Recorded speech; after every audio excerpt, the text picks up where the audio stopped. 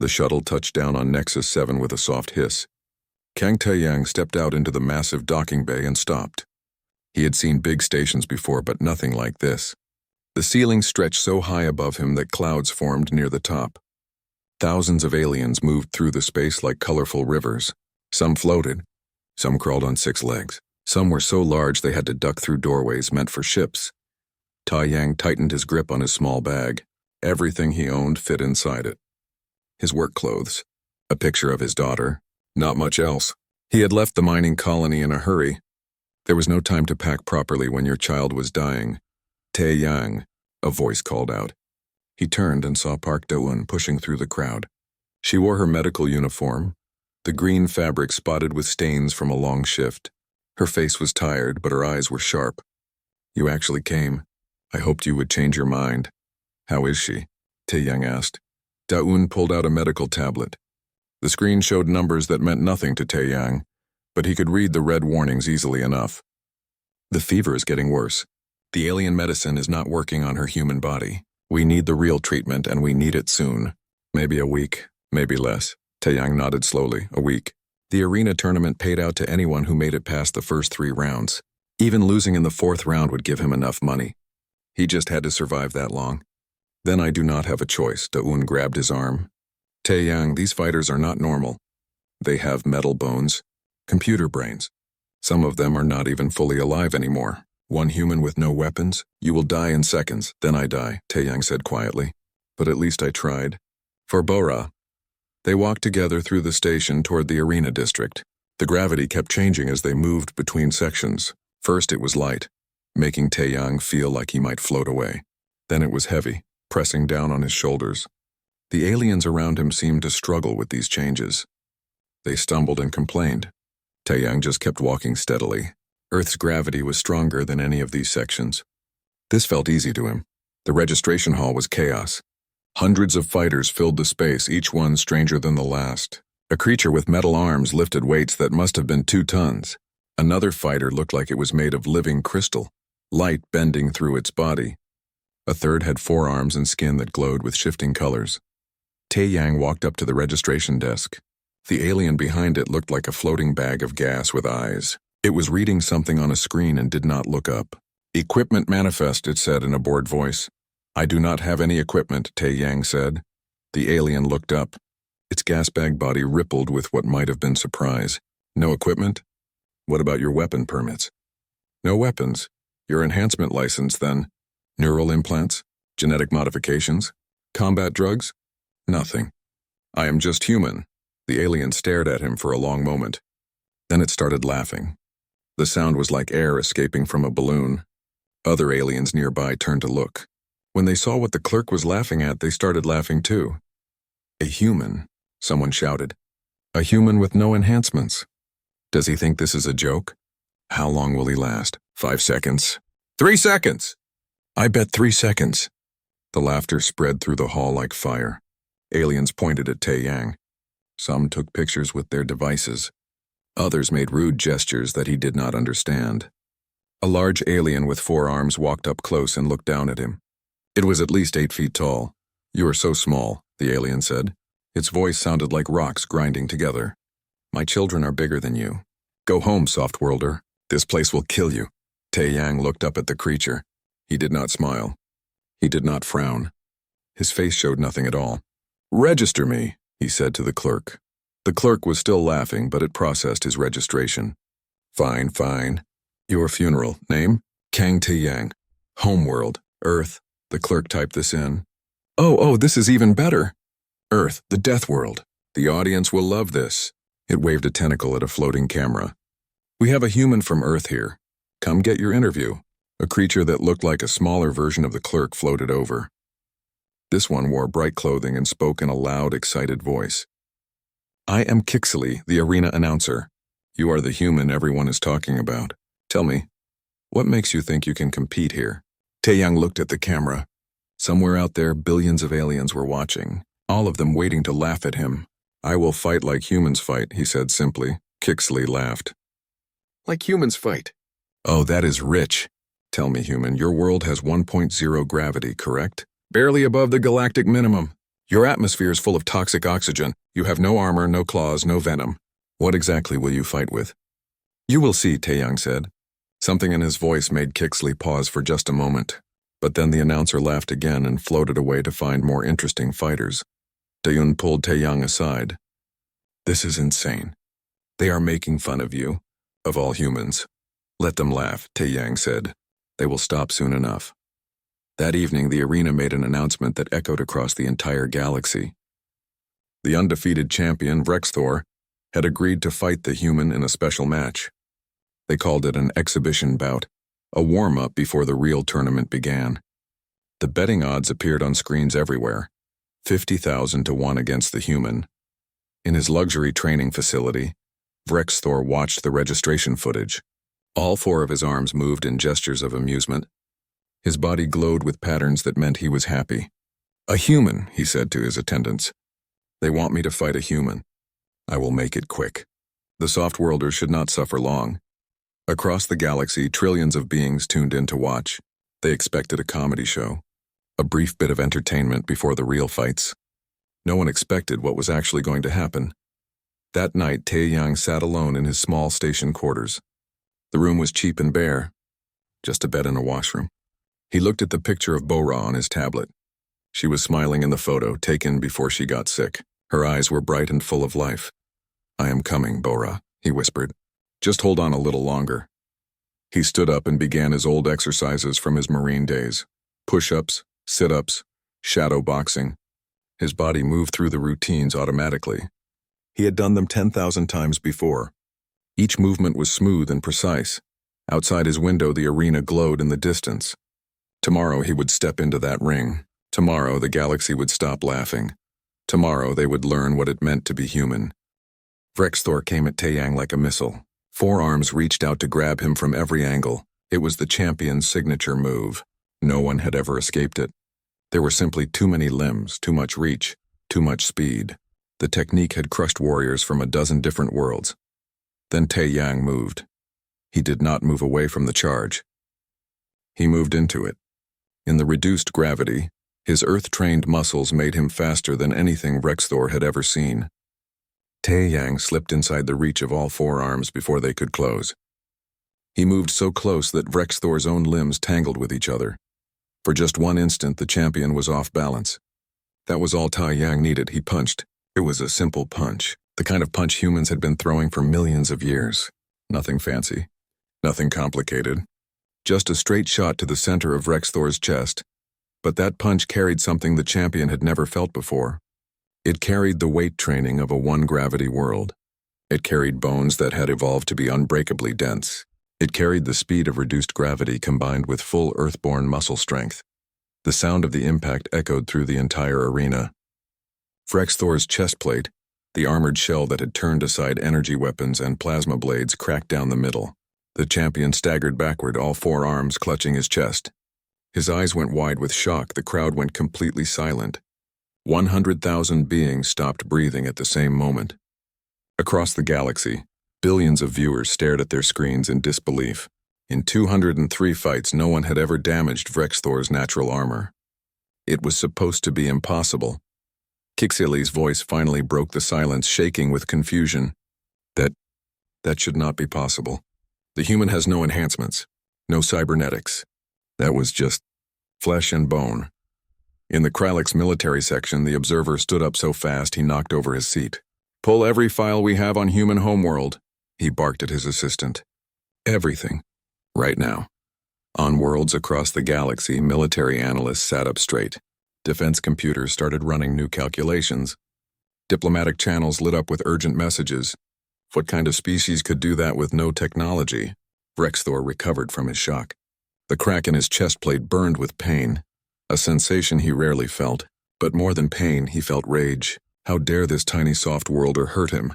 Him, the unbroken champion of 203 victories. He unleashed his full combat program. All 4 arms began striking in perfect rhythm, a flowing pattern that moved faster than most beings could see. It was called the Kralix Storm, and it had never failed. Each blow carried enough force to shatter steel. Together they were unstoppable. Taeyang blocked some strikes, dodged others, but he could not avoid them all. 2 hits landed. One caught his shoulder with a crack of breaking bone. Another glanced off his ribs, scraping skin and drawing blood. In the medical observation booth, Da-Un winced and reached for her emergency kit. Those hits should have ended the fight. A dislocated shoulder and cracked ribs were fight-ending injuries for any species she knew. But Tae-Yang did not stop. He did not even slow down. He took 2 steps back and rolled his shoulder. There was an audible pop as the joint snapped back into place. He did not grimace, did not cry out. He just put his arm back where it belonged, like someone adjusting a loose shirt. Blood ran down his side from the rib injury, but he ignored it. His face showed no pain at all. He looked at Vrexthor with those dark, calm eyes and said quietly, "Is that it?" The words carried in the silent arena. Vrexthor stared at the human. On his homeworld of Krax Prime, pain was rare. The environment was gentle. Injuries meant stopping, getting treatment, resting. No Kralix would ever fight through a dislocated shoulder. The pain alone would make it impossible. But humans were different. Humans came from Earth, where pain was just another part of life, where predators hunted in packs and injury meant death if you stopped moving, where evolution taught you to ignore your body screaming and keep fighting because stopping meant dying. Vrexthor charged again, desperation mixing with his rage. He launched the Kralix storm again, this time even faster. His 4 arms wove together in a pattern that had taken him years to master. Tae-Yang watched. His eyes tracked each movement. Human pattern recognition, evolved from 10,000 generations of hunters, kicked in, tracking prey through tall grass, reading the flight of thrown spears, seeing the rhythm in chaos. Every human had this ability buried in their genes. He saw the pattern, found the rhythm, spotted the inevitable opening that came every 3rd cycle. When the opening appeared, he did not hesitate. Low kick to the knee joint, simple, basic, the kind of technique taught to every Marine in basic training. But in 0.5 gravity, with Earth-trained leg muscles, it hit like a hydraulic press. Vrexthor's leg bent backward with a sound like breaking branches. His knee, built for the gentle 0.3 gravity of Krax Prime, simply could not handle the force. The champion went down on his remaining good leg. For the first time in 203 fights, Vrexthor was kneeling. The crowd exploded with noise. Some aliens cheered. Others shouted in disbelief.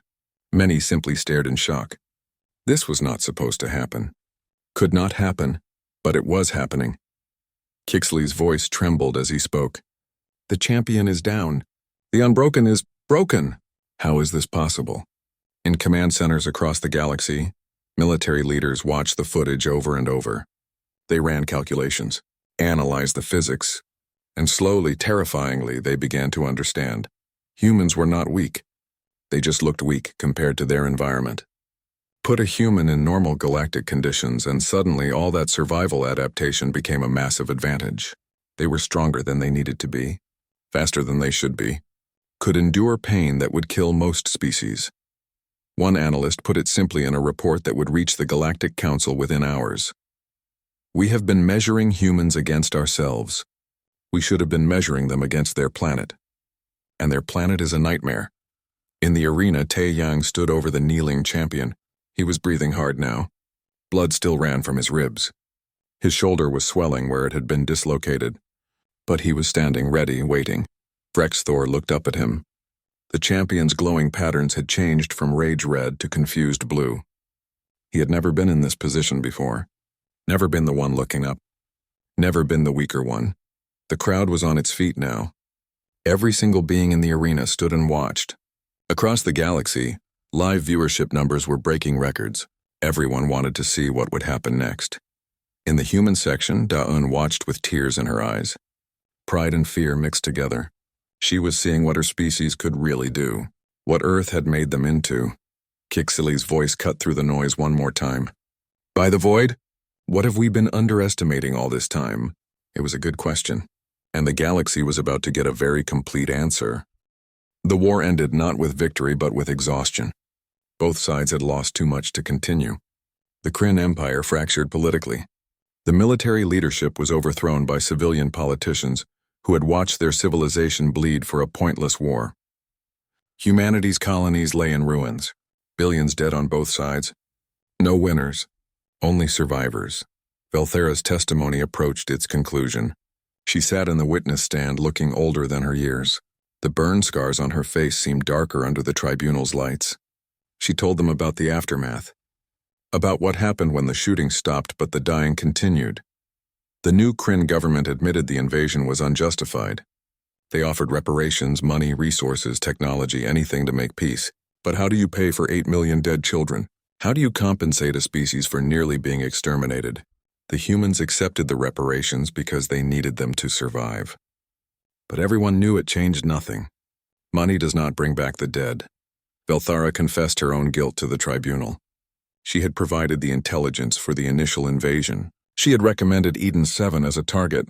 She had written reports saying humans would surrender easily. Every human who died, she said through tears, was partially her fault. She killed them with her reports, with her analysis, with her fundamental misunderstanding of what humans would become when threatened. Judge Corvin listened patiently. The chamber was silent except for Velthara's voice. She told them she came to testify because she owed humanity truth. Truth was all she had left to give. She could not give them back their families, could not rebuild their worlds, could not undo the bombardments. But she could tell the truth about what happened, why it happened, who was responsible. For the first time in the proceedings, the human observers were allowed to speak. Dr. Hyun stood. She walked slowly to the front of the chamber. She held a photograph in her hands. Her research team, 23 smiling faces, all dead now, all killed in the first hours of the war. Hyun's voice was quiet but clear. She told the tribunal that humans never wanted war. They wanted to study the stars, raise their children, build something beautiful in the darkness of space. The Kryn came and took that away, made humans choose between dying peacefully or becoming monsters to survive. Some days she said she was not sure they chose correctly. She spoke about the things she did during the war, the biological warfare, the psychological torture, the systematic exploitation of Kryn weaknesses. She had used her knowledge to cause suffering. She had done it knowingly, deliberately. She was not sorry for fighting back, but she was sorry for what fighting back made her become. The tribunal played a recording. Admiral Yoon Seok's final message, recorded just before his ramming attack. His face was calm on the screen, his voice steady. He spoke to whoever would find the recording, human or alien. He wanted them to understand that humans did not want this. They were farmers, engineers, artists, dreamers. They became soldiers because they had no choice. They became killers because the Kryn made them. Yoon Seok said every Kryn life they took weighed on them, but their children weighed more. He asked whoever watched to remember humans as they were, not what war made them become, and he begged them to never make anyone else face this choice, because people are capable of anything when protecting what they love, even becoming monsters. The recording ended. The chamber was silent. Several representatives were crying. Judge Corvin called for a brief recess before delivering preliminary findings. The tribunal would need months to reach final conclusions, but some things were already clear. The Kryn Empire was guilty of crimes against sentient species, unjustified invasion, bombardment of civilian populations, attempted genocide. These findings were unanimous. The evidence was overwhelming. The Kryn representatives did not contest them, but humanity also violated galactic conventions. Torture of prisoners, biological warfare, psychological warfare, indiscriminate attacks on military and civilian targets. These violations were documented, proven. Humanity did not deny them. Judge Corvin addressed this carefully. He acknowledged that humanity fought under existential threat. They faced extinction. In such circumstances, he said, conventional rules of warfare become meaningless abstractions. When someone is trying to exterminate your entire species, concepts like proportional response lose all meaning. Survival becomes the only law. The galaxy's view of humanity changed. They were no longer dismissed as a simple species. Multiple civilizations offered alliances, not from friendship, from fear. They had watched humanity fight, watched them refuse to surrender even when extinction seemed certain, watched them make the Kryn Empire bleed for every meter of space. No one wanted to fight a species like that. The human colonies remained scarred. Cities were ruins, populations decimated, entire generations dead. But the survivors carried something new, a reputation, a warning to anyone who might threaten them. Humanity had looked at extinction and refused to blink. That memory would not fade quickly. Velthara finished her testimony with a final statement. She looked directly at the human observers, at Dr. Ha-Yun, at the family members of those who died. She said she was sorry. She knew it meant nothing, knew it changed nothing, but she needed them to know that some Kryn understood what they did. Some tried to stop it, and all who survived carried the weight of what they allowed to happen. Dr. Ha-Yun stood. The chamber fell completely silent. She walked to the witness stand. Everyone expected her to speak, to condemn Velthara, to express her anger. Instead, she embraced the alien woman, held her as both of them cried. Two survivors from opposite sides, both broken by the same war, both scarred by what it made them do. No words were exchanged. None were needed. They understood each other in a way no one else in that chamber could. They both knew what it meant to become something terrible in the name of survival. They both knew the weight of living when so many died. They both knew there are no winners in war, only different kinds of losers. The tribunal prepared a joint statement. Velthara and Ha-Yun helped write it. It would be sent to every civilization in the galaxy. A warning, a lesson, a plea to learn from their mistakes. The statement was simple. Two species went to war. Both thought they understood what war meant. Both were wrong. War is not about battles and strategy. War is making peaceful people into killers. War is destroying everything that makes life worth living and calling it necessity. War is children who never grow up and parents who never forgive themselves for surviving. The human war front was hell. Not because of weapons or tactics, because both sides made each other become things they never wanted to be. The statement urged other civilizations to learn from this, to never force anyone to make these choices, because when you threaten everything someone loves, you might discover they are capable of anything, even becoming monsters. The tribunal adjourned. In the gallery, human survivors sat quietly. Some cried. Some stared at nothing. A young girl, maybe 8 years old, held her grandmother's hand. The grandmother wore a military uniform with many medals. Her name tag read Misuk, the woman who showed Velthara mercy during the war, who chose to remain human when becoming a monster would have been easier. Misuk had survived the war, but she lost everyone except this one grandchild. Her 3 daughters were dead. Her husband was dead. Most of her friends were dead. She survived because Dr. Ha-Yun pulled her onto the last evacuation ship from New Seoul. Now she was teaching her granddaughter how to live in a universe that had tried to kill them. The little girl looked up at her grandmother. She asked why the Kryn came to their homes, why they hurt so many people. Misuk knelt down to the child's level. She explained that the Kryn did not understand. They thought humans were weak. They learned differently. The hard way, the girl thought about this. Then she asked if humans were still weak. Misuk looked around the chamber. At Velthara still sitting in the witness stand. At the empty chairs representing those who died. At Dr. Ha-Yun standing beside the alien who helped destroy humanity's worlds. Misuk told her granddaughter that no, humans were not weak. But they paid a terrible price to prove it. 17 billion Kryn died. 8 million humans on Eden 7. 8 million on Nova Terra. Millions more on other worlds. Countless others in the fighting. All to prove that humans do not surrender when you threaten their families. She told the little girl that she prayed to God the child would never have to prove it again. That she could grow up in peace. Study the stars like humans used to. Dream about the future instead of being haunted by the past. Live in a universe that remembered the cost of this war. Remembered enough to never repeat it. The girl hugged her grandmother. They sat together as the chamber slowly emptied. Survivors from both sides leaving to resume lives that would never be the same. Carrying memories that would never fade. Teaching future generations about the war. About the price. About what happens when civilizations forget that behind every military target are families. Children. Dreams. Lives worth more than territory or pride or power. The human war front was hell. Everyone who survived knew it. Everyone who died proved it.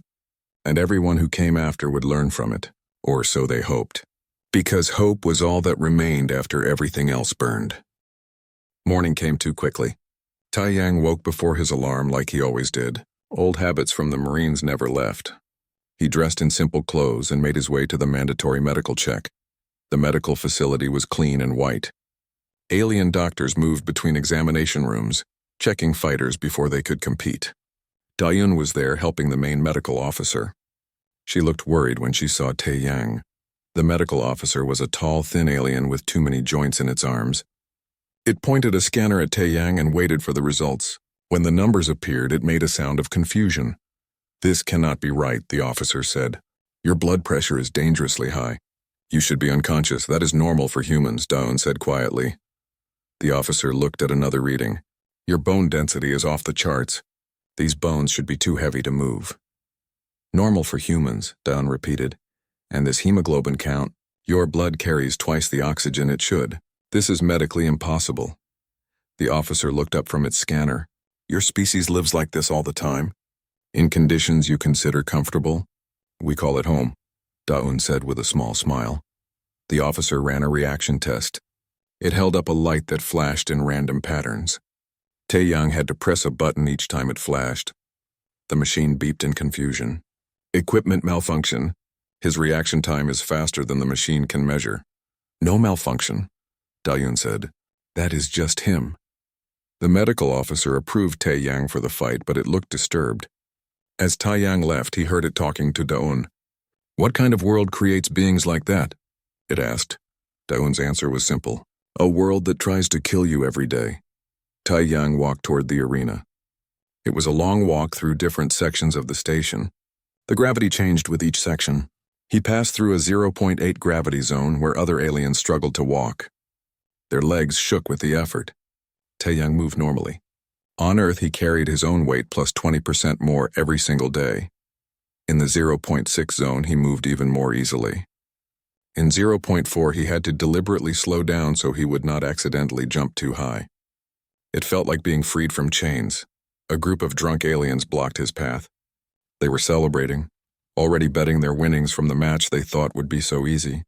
One of them, a four-armed creature like Vrexthor, grabbed Tae Yang's shoulder. "Hey, little human. Going to die today?" The alien laughed. Its friends laughed too. Tae Yang did not even look at him. He just shifted his weight slightly. The movement was small, almost invisible, but suddenly the alien's hand was bent at a wrong angle. The creature dropped to its knees, gasping in pain and surprise. Security guards rushed over and pulled the injured alien away. Tae Yang kept walking. Behind him, the crowd was much quieter now.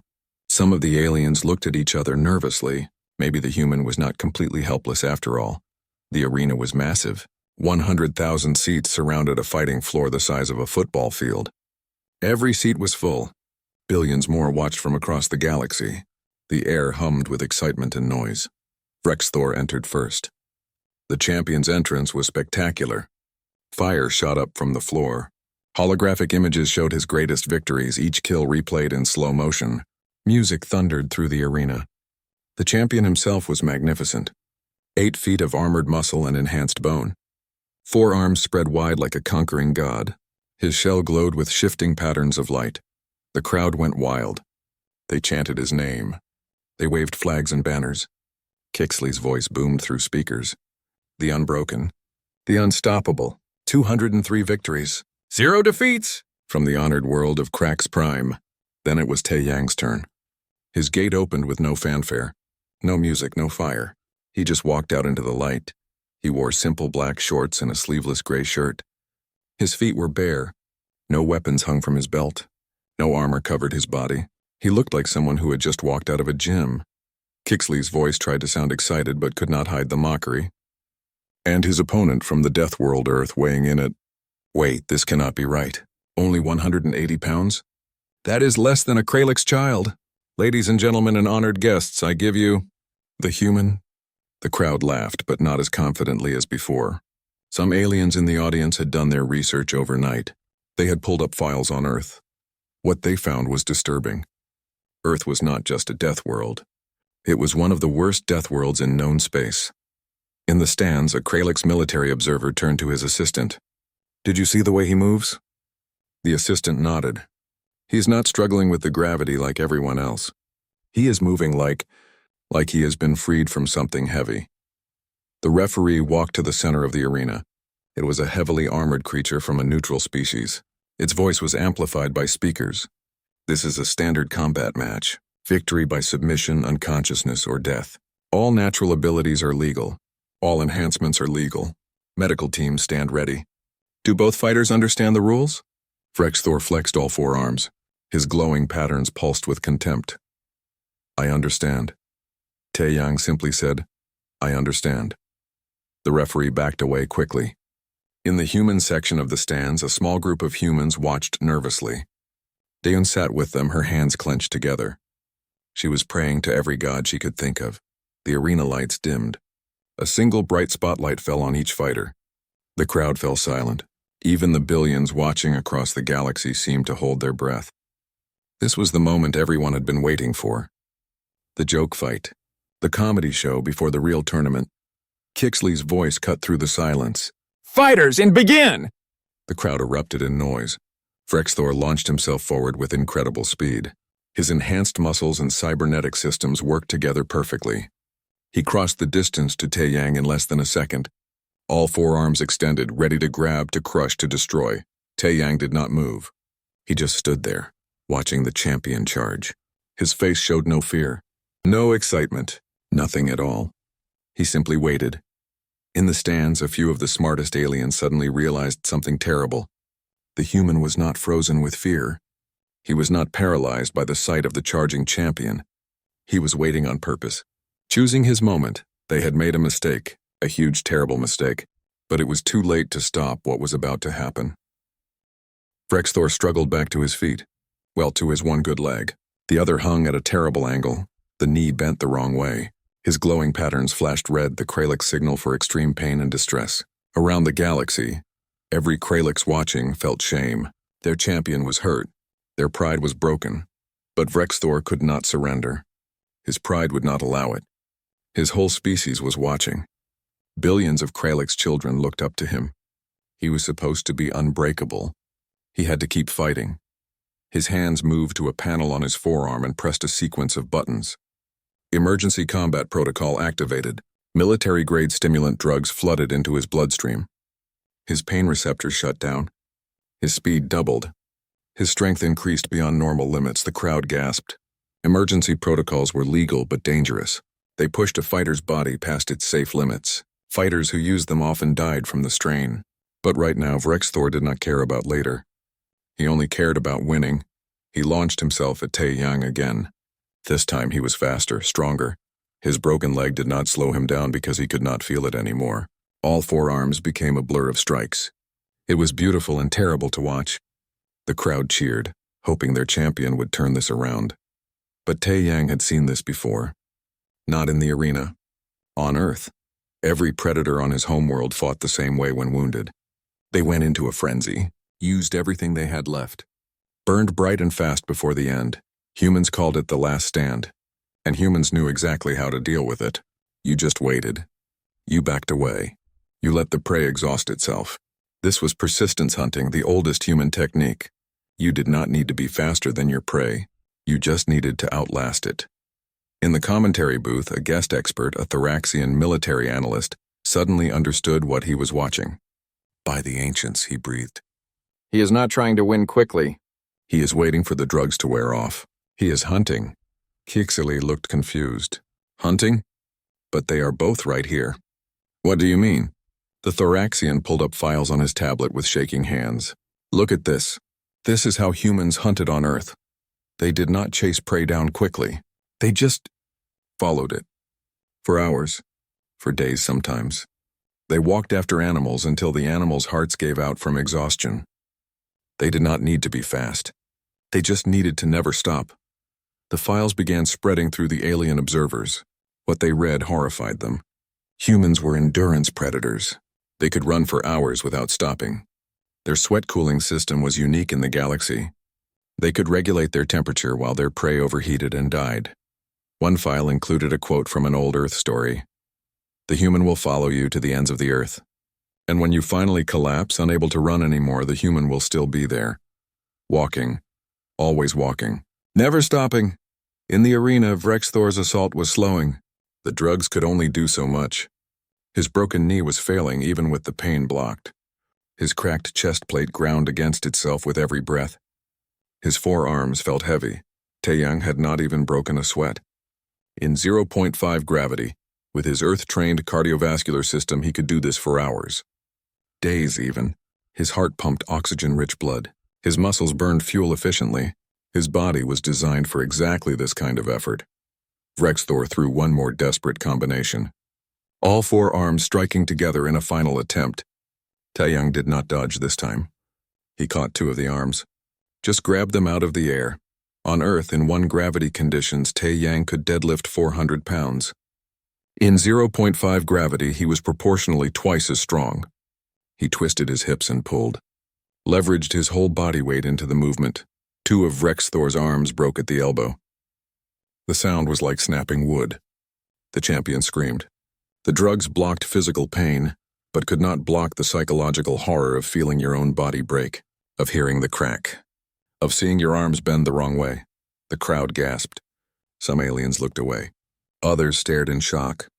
This was brutal. This was terrifying. This was not how arena fights usually went. Rexthor fell to his knees again. 1 leg bent backward. 2 arms broken. His chest plate cracked and bleeding. The greatest champion in the galaxy was completely broken. His glowing patterns flickered weakly, shifting through colors of pain and confusion and fear. Taeyang stood over him. The rules were clear. He could kill Rexthor now. It was legal. Expected even. This was a fight to the finish. Death was an acceptable outcome. The crowd waited to see what the human would do. Taeyang looked at the broken champion, thought about how Rexthor had mocked him, called humans weak, thought about all the aliens who laughed and took pictures, who bet on how fast he would die. Then he thought about Bora, about being the kind of father she could be proud of, about the difference between strength and cruelty, about mercy. He looked down at Rexthor and said in a voice that carried across the silent arena, "Yield." Not a question, a command, an offer of mercy from a position of absolute power. Rexthor looked up at the human. For the first time in his life, he understood real fear. Not the kind of fear you feel before a difficult fight. The deep primal fear that prey feels. The fear that knows you are completely helpless. That you live or die by another's choice. His glowing patterns shifted to blue-white. The Kralix color for submission. For surrender. "I yield," he whispered. Then louder so everyone could hear. "I yield to the human." The arena exploded with noise. Not celebration. Not exactly. It was a sound of shock and awe and fear.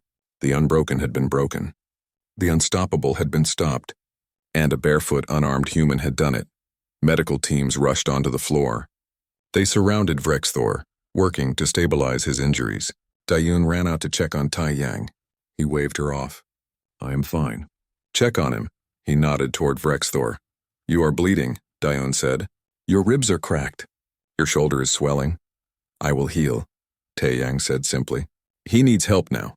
Kixley's voice trembled as he made the official announcement. The winner by submission. The human. Gang Daeyang. The name would be remembered.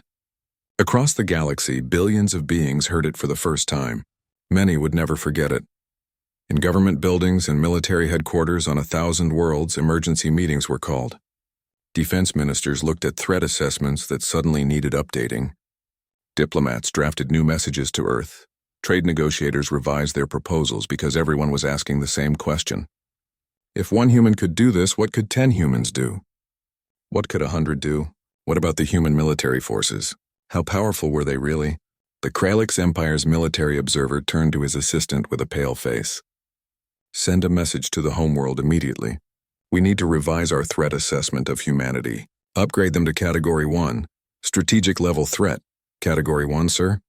"That is the same level as I know what it means," the observer snapped. "Do it. We have been laughing at apex predators. We need to stop laughing. Now."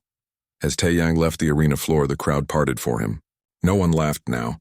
No one mocked. They watched him pass with something new in their eyes, respect or maybe fear. Maybe both, he did not care. He had done what he came to do. He won. His daughter would live. That was all that mattered.